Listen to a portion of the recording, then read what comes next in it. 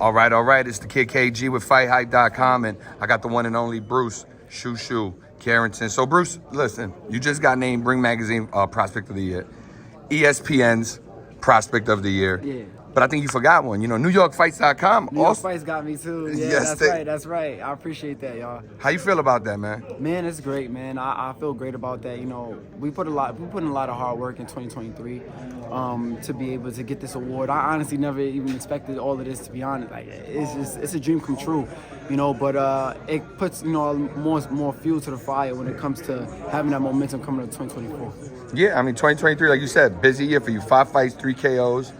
Starting 2024 right away. You know, it's February. We got to fight. What makes Bernard Torres a great opponent to kick off your year? Man, you know, he's 18-1. You know, I mean, he's a good opponent. He's a southpaw. He's smaller guys. Sometimes those smaller guys are a little harder to deal with because of their size and the way how they use it. He's pretty good at using his size. So, you know, he brings a certain level of difficulty that I feel like the fans are going to want to watch and see how I'm going to deal with it. But I'm ready. You know what I mean? Like, I feel like I know that everything that we've done in camp is everything that I needed to get, you know, they need to get done to be able to put on a crowd-pleasing performance come this Friday. How does the fight go? I plan on taking him up. I plan on taking him up out of here. Honestly, I ain't gonna lie to you. It's just like I'm starting this year off strong. Starting this year hot, and we're gonna definitely put Bruce Shoo Carrington's name on notice. Like, if you don't know me yet, you're gonna know me now. For sure. So, I mean, 2023, like I said, busy year, kicking the year right away off in February. What kind of 2024 are we looking at? Same kind of schedule? Same kind of schedule. We staying active. We staying exciting, as always, you know. Like I say, crowd please performance each and every single time. Listen, it's the best show on TV. It's the Shoo Show. And we here in New York City, turning it into Shoo York City. We're here to take over. There you go, Shoo York City. I like it. Yes, so, I mean, look, you know, you're at top rank from 126 to 140 pounds. I mean, I could go on for days, but, you know, you got guys Abdullah Mason, Shakur, yourself, Miliano, Keyshawn, right? The list is long. Could you see yourself in a fight with any of those stablemates of yours? Anybody that you see down the line a potential, you know, match with? Oh, for sure. If it makes sense. You know what I mean? If it makes sense, yeah, definitely. You know, I would love to get in a ring with those guys. I feel like when our careers continue to grow, you know, like, we're going to be named and known as some of the best in our, you know, respective divisions, maybe even in our era. So why would I not? You know what I mean? Love to share the ring with those guys. Like I said, like you said earlier, Brownsville never ran the world, right? Yep. Yeah. So I'm with all that smoke. No doubt. I mean, there's a lot of movement. You know, Navarrete and Barinchik, WBO just ordered a fight between them at 135, which leaves vacancies potentially at 130. You're at 126 right now. Is it your intention to stay at 126, get a belt, or could you potentially move up to 130 if there's an opportunity? Nah, I plan on staying at 126 and handling business up there, because right now, you know, it's believe it or not, this division is starting to get real hot. Like, we got the WBA vacant, but, you know, Raymond Ford, and I won't even try to pronounce his opponent's name. I ain't gonna butcher it, you know what I'm saying? But him and his opponent, they're fighting for the WBA. You got the WBC taken by Ray Vargas. You got the IBF by Bernardo Lopez. You got Espinoza, he has the BO. Man, it's time for the champions to unify. And then, you know, we're hearing that Inoue is going to come up in the division as well. Featherweight division is going to get real hot 2024, and I want to be in that mix of that. You know what I mean? I really want to be in the mix of that. So I plan on becoming a champion, even unifying the division, and then we'll see where that takes us. Yeah, and, you know, I think prior to last year, there were some questions about, like, your style, you know, how are you going to handle some opponents as you kept progressing, but you killed a lot of that talk. 3 knockouts, you know, you show what you can do when you want to do it. Yeah. But when you hear things like that, like even recently, Navarrete's promoter, he said, Shakur's more boring than Mass at 3 in the morning, or 3 in the afternoon. What do you think about when you hear comments like that about fighter styles, particularly Shakur's? I mean, everybody has the, you know, opinion on what they like to watch. You know, some people like to watch guys like Shakur, Mayweather. Some people don't. Some people like to watch guys like, you know, Tyson, and, you know, more exciting, I guess, you know. But, you know, everybody is just entitled to their own opinion.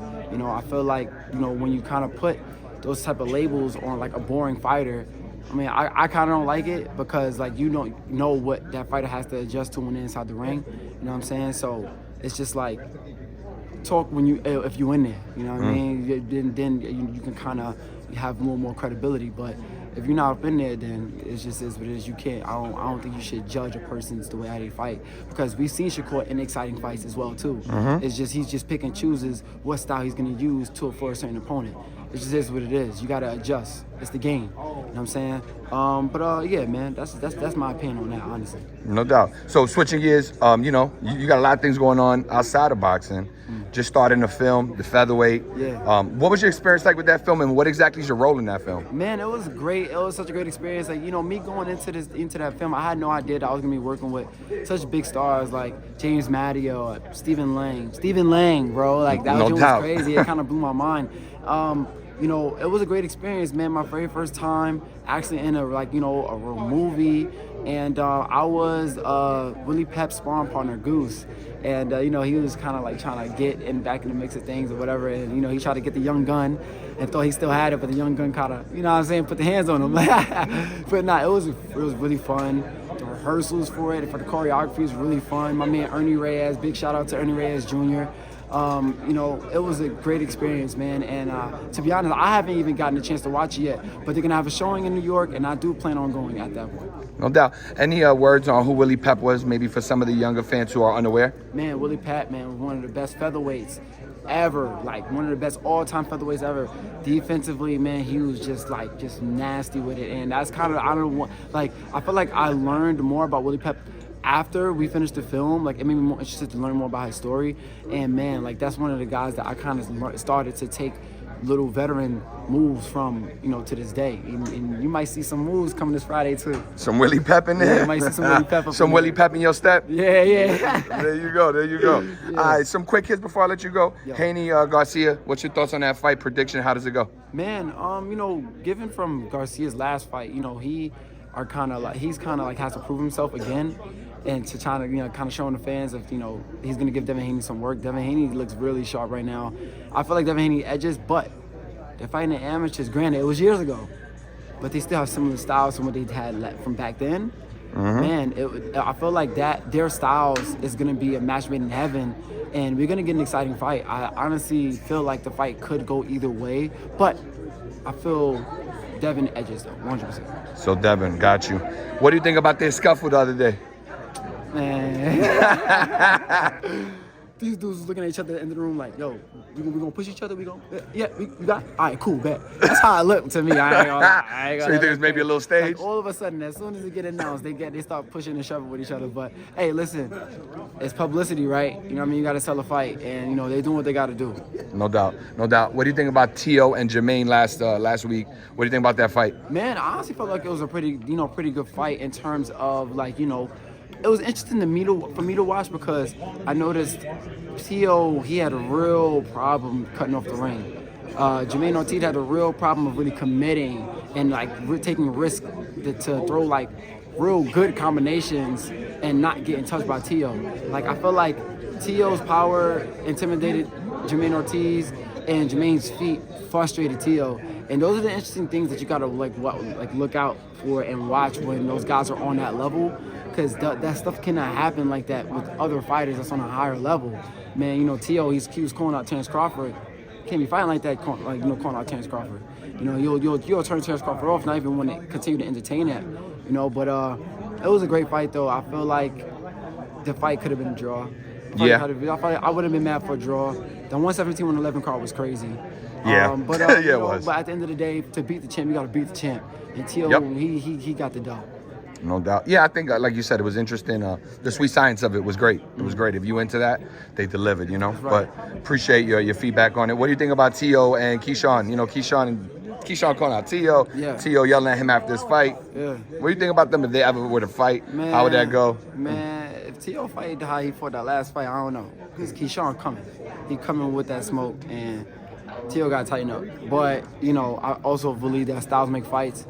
I feel like Keyshawn will take some of what he saw against Jermaine Ortiz and Sandor Martin into the fight with Teo to make it hard for him.